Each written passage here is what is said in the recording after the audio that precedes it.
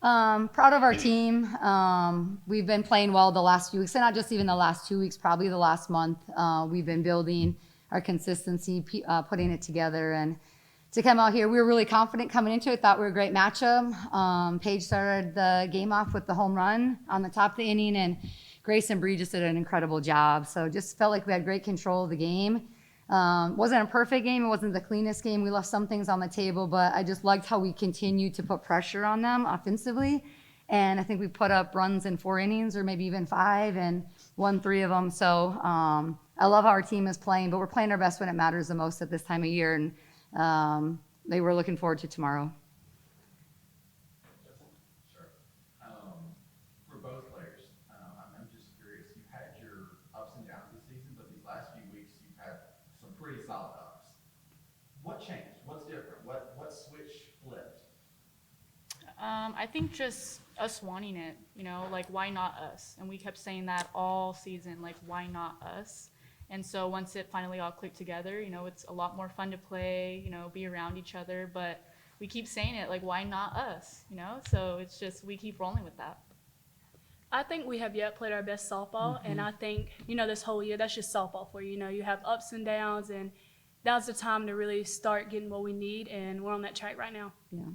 And Justin, we had a trip, I think, if we could really kind of look back, we went to La Tech and ended up not playing the game, and probably it was probably an expensive trip that we didn't play softball in, but we had a trip on the way back. We had time to talk to our team about really where we were at. And we put everything on the line, and it was obviously emotional to kind of know, like, hey, here's our roadmap of wins and losses and qualifications, et cetera, to earn postseason. And you got to build your resume. And it doesn't have to be perfect, but if we go up a little off track, then we need probably a little bit of help. And then we kind of asked, we had a good conversation with our team probably in the week before that and followed up with like, hey, what do you guys need from us? What does that look like? What ownership are you guys taking? What do you need from us? What does that look like? Because we're in for it. And so we've been in playoff mode for probably a good month now, knowing what's on the line. And I think that's, as a coach, to see your team handle that and know that every end result, win or loss, is going to literally directly impact like whether you make postseason play, you earn that. I'm just proud of where we're at mentality-wise, and we're playing with a lot of confidence. And Jill is right, like we're still continuing to get better. Like we said, we left some things on the table, but everybody's hungry and invested, and it wants to go out there and continue to get better together. Coach, you were sitting at the intersection of the decision pipeline, and you're playing good ball. Can you have the debate with yourself about how this plays out and what might need to happen?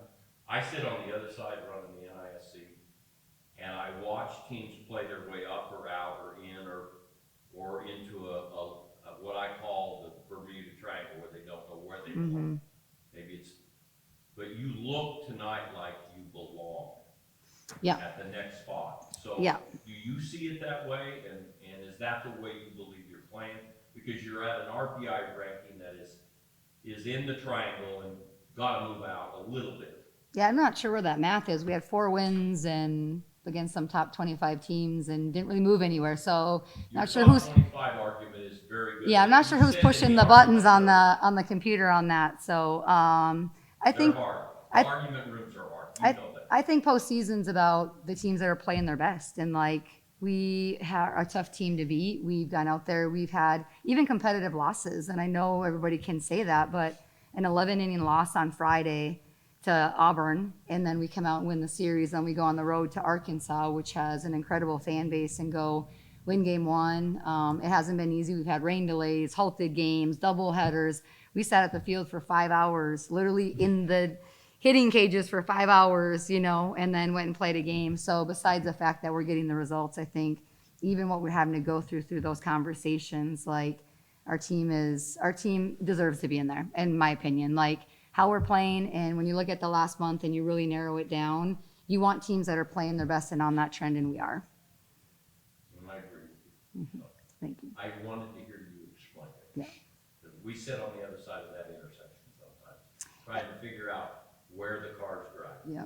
And our baseball team was a good example. Like a couple years ago, they kind of won enough to get in and then won a national championship. And so you got to earn it. We told them that, and we know that you got to earn it. And and then we get to continue building our resume. But I think our body of work and how we're even playing right now, what the games look like, support that. I think people are just counting us out, and I think they just need to keep counting us out because we showing them what we can do now. So it's to the point where we're just playing ball and count us out if you want to, but we'll prove it. Mm-hmm. Anything else? Sorry, just for both the players and coaches too, if you want to talk, but, this tournament's in a new atmosphere. What does it mean to you guys to actually play in on the field? I know it's a crazy experience, so what does it kind of mean for both of you? SEC is the best conference out there, and every kid wants to be in the SEC. So just as a little girl like me, I never would have thought I would be here actually. So it's just a great opportunity, experience, and it's just humbling to be out there and be like, my feet is here, and just taking it all in and showing what we can do. Yeah, I mean, for me, I came from a mid-major, Hawaii. We never had a tournament like this, so just the atmosphere, seeing all our fans out there, it pumps us up as like pitchers, and I can't even imagine for like the hitters and stuff. But it just feels so great to be out there and just taking it all in. I will add to that if I can, and this may support Dave's question. We played at home in a construction site. We practiced off-site until literally March. We're in 3 different places. We have no fans behind us.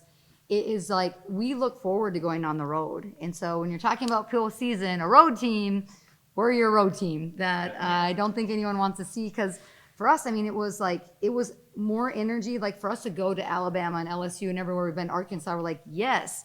To come here, like we're like, yes, fill up the stands, make it loud, be noisy, give us a bad time. Like, I think some people, for us, because of where we've been all year, like we actually are playing better in some of these environments and not kind of getting there and going, man, this feels big. We tell them like find comfort and confidence in the people to your right and your left, because you've kind of gone through the trenches and you're battle tested.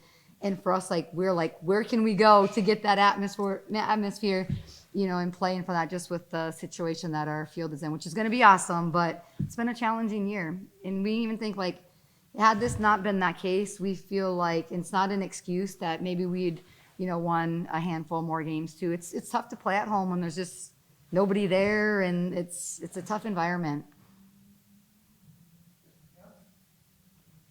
Thank you all. Thank you, Thank guys. you guys.